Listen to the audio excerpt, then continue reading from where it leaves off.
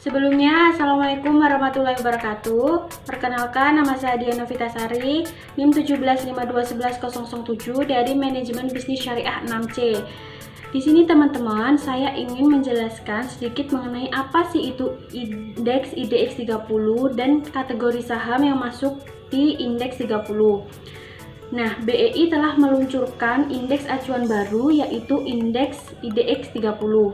Dari sumber www.idx.co.id menjelaskan bahwa indeks IDX 30 adalah indeks yang mengukur kinerja harga saham dari 30 saham yang memiliki likuiditas tinggi dan kapitalisasi pasar besar, serta didukung oleh fundamental perusahaan yang baik. Nah, seperti lazimnya, indeks harga saham merupakan statistik yang merepresentasikan performa harga sejumlah saham. Saham yang jadi acuan tentunya dipilih berdasarkan kriteria tertentu.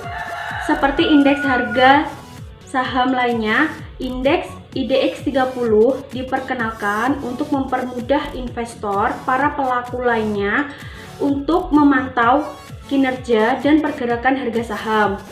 Nah, seiring dengan perkembangan pasar modal, teman-teman, fungsi IDX tidak hanya untuk memantau pergerakan harga saham saja, namun fungsi dari indeks juga dapat digunakan sebagai underlying sebuah produk investasi seperti ETF, reksadana, maupun produk derivatif lainnya seperti option dan futur. Nah, untuk mengakomodasi kebutuhan tersebut, akhirnya BEI resmi meluncurkan indeks IDX 30 pada tanggal 23 April 2012. Indeks IDX 30 adalah sesuatu yang terdiri dari 30 saham yang konstituennya dipilih dari konstituen indeks LQ45. Kenapa sih tidak memakai Kompas 100 atau yang lain? Karena konstituen indeks LQ45 dipilih karena saat ini LQ45 sudah dapat menggambarkan kinerja saham dengan likuiditas tinggi dan kapitalisasi pasar besar. Hanya saja teman-teman, dari beberapa fund manager merasa bahwa LQ45 terlalu besar. Jadi, diharapkan dari indeks IDX 30 ini mudah untuk para investor atau orang-orang awam ketika ingin melakukan investasi. Jadi mereka tidak perlu lagi memilah dari 450 saham, cukup melihat dari indeks 30 ini. Nah, jumlah konstituen indeks 30 memiliki keunggulan, lebih mudah dilakukan replika sebagai acuan portofolio. Selain itu teman-teman, menurut teori portofolio, jumlah dari 30 saham merupakan diverifikasi aset yang ideal dalam sebuah portofolio. Nah, dalam pertimbangan pemilihan konstituen indeks IDX 30 dilihat dari faktor kuantitatif yang berkaitan dengan nilai, frekuensi, serta kapitalisasi pasar dan hari transaksi. Nah, selain itu teman-teman, BEI juga mempertimbangkan selain dari faktor yang bersifat kuantitatif, juga mempertimbangkan informasi dari kelangsungan usaha, laporan keuangan, dan pertimbangan lainnya, misalnya sedang diberlakukan suspensi atau tidak. Nah teman-teman, dalam indeks 30 tentunya ada metode perhitungan.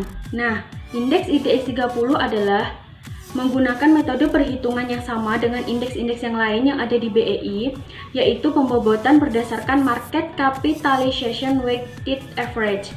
Nah, apa sih metode itu? Nah, metode ini dibentuk dengan menitik beratkan pada market kapitalisasi pasar. Nah, nilai kapitalisasi pasar adalah hasil perkalian antara harga saham dengan jumlah saham beredarnya. Dengan begini teman-teman, yang paling banyak mempengaruhi nilai dari indeks adalah saham-saham yang mempunyai nilai kapitalisasi pasar paling besar. Nah, di sini teman-teman, saya tidak memberikan contoh perhitungan mengenai kapitalisasi pasar karena kalian bisa searching di Google, banyak banget contoh mengenai perhitungan kapitalisasi pasar. Yang selanjutnya ini mengenai apa sih manfaat dari indeks 30. Nah, dengan keberadaan indeks IDX 30 ini teman-teman memudahkan investor tentunya dalam memilih saham yang termasuk dalam kategori unggulan. Dalam indeks IDX 30 ini lebih dispesifikkan lagi. Jadi investor itu tidak perlu memilah dari sekitar 450-an jenis saham yang tercatat dan diperdagangkan di BEE. Perlu diingat bahwa dalam investasi saham, untuk mengurangi resiko dan mendapatkan imbalan hasil yang optimal, biasanya investor melakukan diverifikasi investasi. Artinya, investor tidak hanya membeli satu jenis saham saja teman-teman, melainkan investor membeli beberapa saham sebagai portofolio. Jika saham yang satu harganya turun, maka kerugian yang diakibatkan dari penurunan tersebut bisa diimbangi oleh saham lainnya yang harganya naik. Jadi, tujuan dari diversifikasi saham lebih baik lagi jika semua saham yang dibeli dan menjadi portofolio harganya naik. Oke teman-teman, yang selanjutnya nanti saya tampilkan mengenai kategori yang masuk di indeks 30 dari periode Februari 2020 sampai Juli 2020. Kalian bisa baca sendiri teman-teman dari nama saham dan kode saham.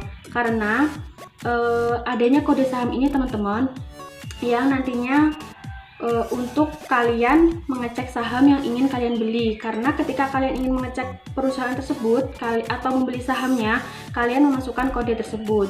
Nah, sekian yang bisa saya sampaikan teman-teman mengenai apa itu IDX 30 dan kategori saham yang masuk di IDX 30. Kemudian materinya akan dilanjutkan oleh teman saya di next video.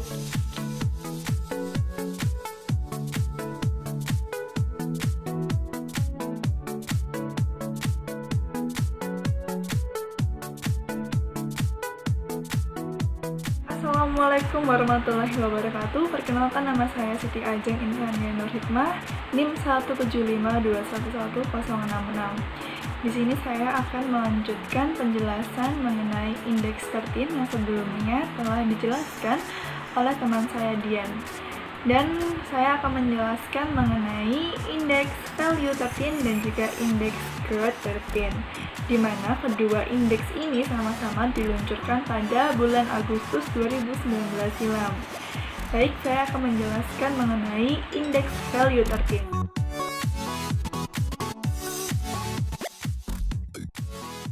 Di mana indeks ini merupakan indeks yang mengukur kinerja harga dari 30 saham yang memiliki valuasi harga yang rendah dengan likuiditas transaksi serta kinerja keuangan yang baik. Jadi teman-teman, indeks value 13 ini merupakan indeks yang memiliki 30 saham dengan valuasi yang rendah, di mana saham-saham tersebut juga memiliki kinerja keuangan yang bagus, seperti itu. Dan yang selanjutnya mengenai indeks growth 13.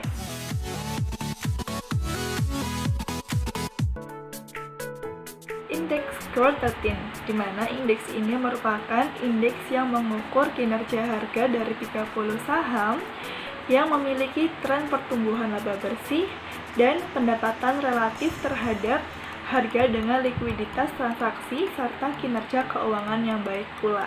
Jadi teman-teman, bedanya dengan indeks value 13, kalau indeks growth 13 ini merupakan saham-saham yang memiliki pertumbuhan laba bersih dan pendapatan yang selalu tumbuh. Seperti itu teman-teman. Dan indeks growth 13 ini juga dapat dikatakan valid dan dapat kita gunakan sebagai screening awal ketika kita akan memilih saham mana yang akan kita analisa. Seperti itu. Sekian penjelasan mengenai indeks 13. Terima kasih. Wassalamualaikum warahmatullahi wabarakatuh.